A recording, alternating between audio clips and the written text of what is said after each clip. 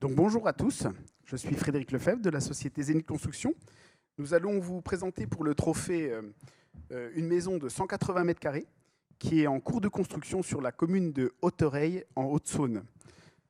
Donc pour cette maison, en fait c'est une maison en rez plus étage, une maison qui fait 180 mètres carrés. Nous avons un grand garage de 70 mètres carrés, une belle pièce de vie de 58 mètres carrés. Tout ça, nous sommes au rez, hein, donc avec une chambre, dressing et salle de bain, une suite parentale. La salle de bain a une particularité, c'est qu'on est en double accès, donc par la chambre et par une partie commune. Une buanderie de 10 mètres carrés et une belle entrée lumineuse de 7 mètres carrés avec un grand volume. Nous avons également au rez une terrasse couverte. À l'étage, nous retrouvons deux chambres principales de plus de 16 mètres carrés qui donnent aussi sur une terrasse qui donnera sur l'extérieur et sur une piscine. À l'étage, nous avons aussi un bureau qui pourra faire office de chambre à l'occasion. Une salle de bain et un grand vide sur entrée pour cette maison. Sur les extérieurs, donc c'est une maison contemporaine, hein, c'est du toit terrasse, de grandes ouvertures qui donnent sur l'extérieur, sur la piscine en particulier. Nous avons essayé de ne pas travailler de poteaux sur la partie terrasse couverte, où on a vraiment quelque chose voilà, de lumineux, des grandes ouvertures, des BSO sur les coulissants, pour vraiment traiter nos apports solaires. Maison avec des casquettes en débord pour éviter aussi des côtés trop cubes des maisons qu'on peut avoir des fois sur des maisons type toit plat. En termes d'orientation, donc les garages sont orientés plein nord pour vraiment faciliter notre baie-bio et avoir une maison le plus possible agréable à vivre. Sur les intérieurs, donc nous avons travaillé avec nos partenaires habituels qui sont VF Confort et Climat. Nous avons accompagné les clients avant la construction pour faire leur choix de matériaux, donc sur tout ce qui va être porte intérieure, carrelage et sanitaire. C'était aussi important pour eux d'avoir une maison agréable à l'extérieur qu'à l'intérieur. Donc sur la structure de la maison et pour les différents partenaires, je vais appeler Nicolas qui va nous parler des planchers, des planchers et du vide sanitaire. Nicolas chez Rector. Merci Fred pour cette présentation. Donc Nicolas, Société Rector. Moi, je vais vous présenter le plancher. Donc, le système constructif habituel des maisons Zénith était un plancher vide sanitaire avec ourdi béton, un isolant sous chape. Pour atteindre les objectifs de la RE 2020, nous allons rester sur un vide sanitaire pour respecter la loi Elan, sur lequel nous poserons un plancher, poutrelle ourdi polystyrène isolant avec languette, conserver l'isolant sous chape avec un plancher chauffant rafraîchissant. Si la conception de ce modèle n'est pas optimale, nous pourrons évoluer le système de la languette afin d'obtenir la RE 2020. Ce système permettra de conserver une hauteur du système constructif avec ou sans plancher chauffant, quel que soit le montage. C'est parfait. Merci Fred. Merci Nicolas. Alex vient nous parler du plancher chauffant et de la pompe à chaleur. Hein. Donc Alex, on est sur une pompe à chaleur donc atlantique hein, et un système de plancher chauffant rafraîchissant. Est-ce que tu peux nous en dire un petit peu plus ? Oui, alors Fred, concernant cette maison, au niveau des émetteurs, il a été installé en fait un double plancher chauffant rafraîchissant sur donc les deux étages de la maison.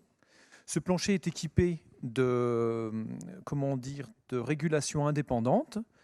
Et puis, l'émetteur qui a été installé sur cette maison, donc c'est l'Alfea Extensa Duo AI10, donc une 10 kW, équipée d'un échangeur coaxial avec ballon tampon intégré. Cette machine, elle fait les trois services. Donc, en fait, elle fait la production d'eau chaude, le chauffage, le rafraîchissement. Elle est équipée de connectivité. Donc, toute la maison est équipée en système de marque Deltador. Donc là, on a une entière compatibilité avec ces systèmes-là et on peut piloter en fait la machine, les températures, l'eau chaude, les modes d'absence sur la maison. Et puis, chaque pièce est donc pilotable avec un thermostat ? C'est ça, chaque pièce est pilotable à distance et en local par un thermostat. D'accord, parfait. Voilà. Et sur le plancher chauffant, quel apport de fraîcheur on peut avoir sur la maison ? Alors sur ce plancher, en fait, on va limiter les températures à environ 4 degrés de moins.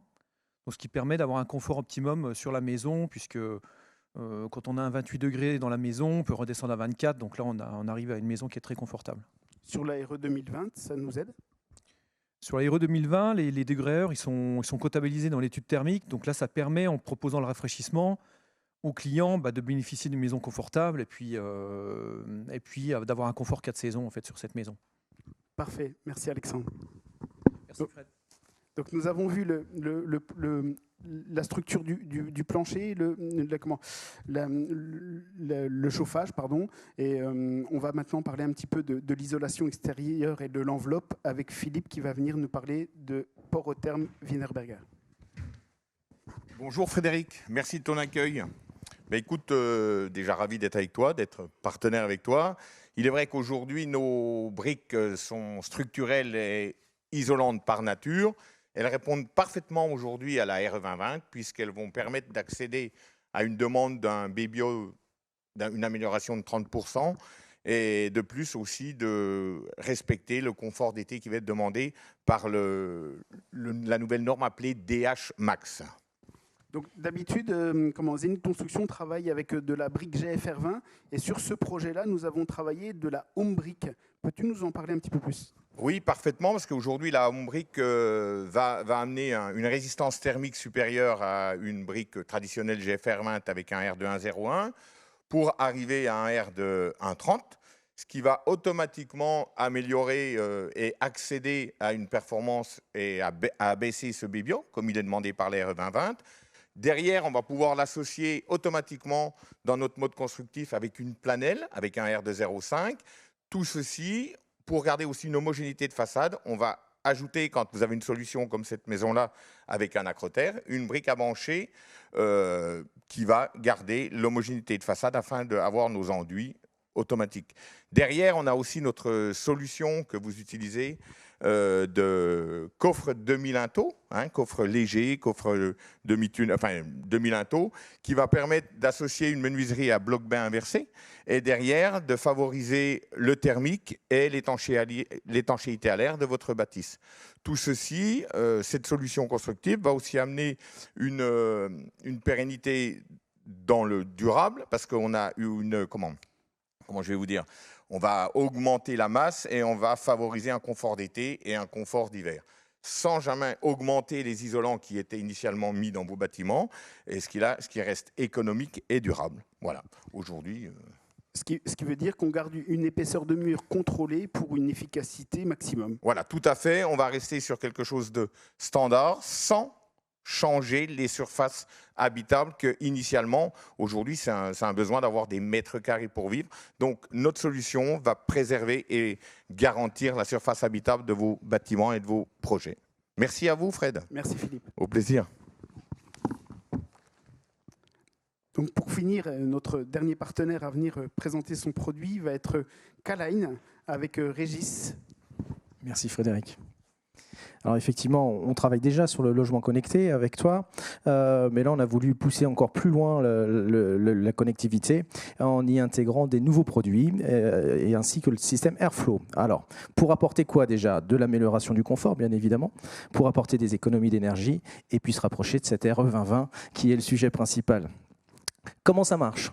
Simplement, on va y intégrer un capteur dans ton logement, dans la pièce de vie, qui va lui mesurer quatre indicateurs, la température, l'humidité contenue dans l'air, le monoxyde de carbone et puis éventuellement un aspect bruit.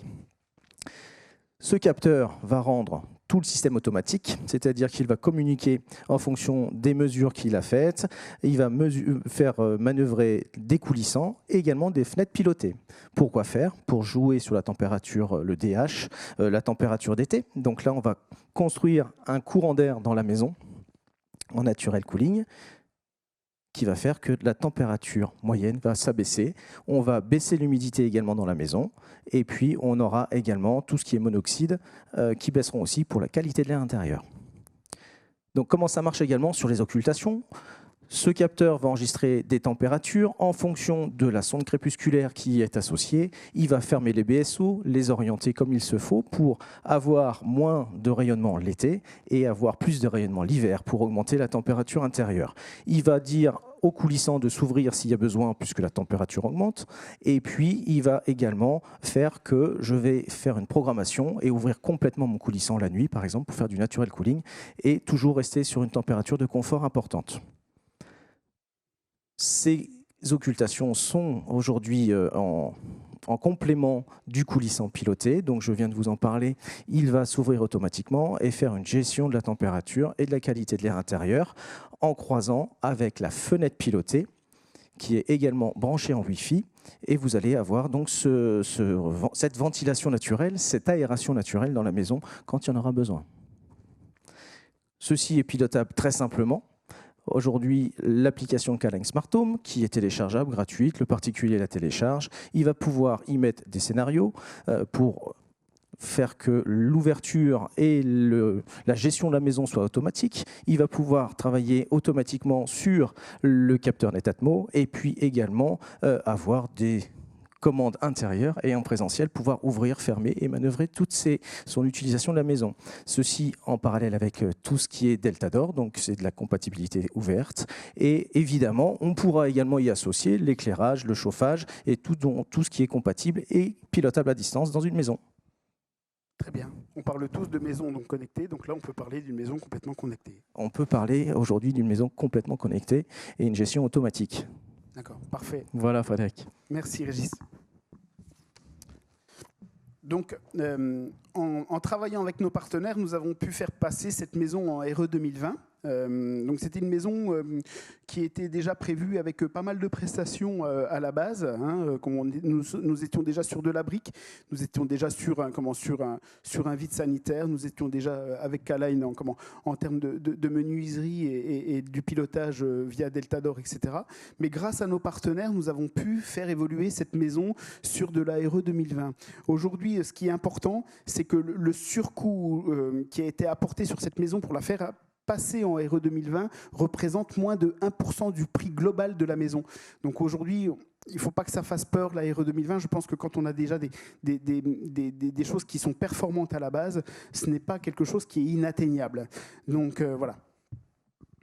Je tiens à remercier vraiment tous nos partenaires qui se sont investis sur ce projet.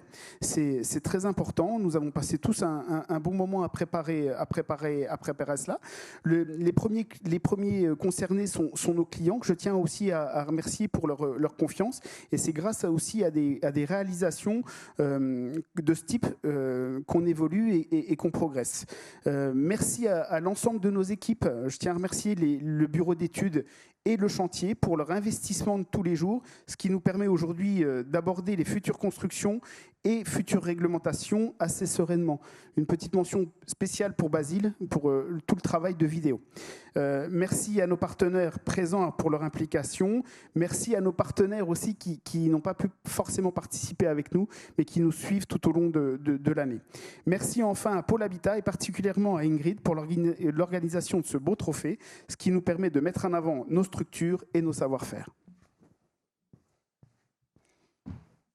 Moi, Fred, si je voulais quand même dire un dernier mot sur le travail qui a été fait, moi je vais dire encore merci à Basile parce que c'est excellent. Il a amené la qualité, le style et il a prouvé ce qui était aujourd'hui Zénith Construction. Donc aujourd'hui, moi, n'hésitez pas, nous sommes avec Fred, nous sommes ses partenaires. Donc la seule chose qu'il faut faire, c'est voter pour Zénith Construction et voter pour nous. Merci, à la prochaine.